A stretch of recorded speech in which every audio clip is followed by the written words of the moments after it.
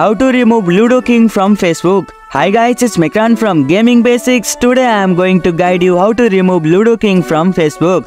Removing Ludo from Facebook is quite easy, so without any delay, let's start the video. Open Facebook on your device. Log into Facebook on your computer or mobile device. Go to the Facebook setting. You can do this by clicking on 3 bars in the top right corner and select Setting Privacy, then Settings. In the left hand menu, click on Apps and Website. You will see a list of apps and websites connected to your Facebook account. Find the Ludo King in the list. Check your box next to Ludo King to select it. Click on Remove to disconnect the app from your Facebook account. You may be prompted to confirm your choice. Confirm by clicking on Remove again. And here you go, that's how you can remove Ludo King from Facebook.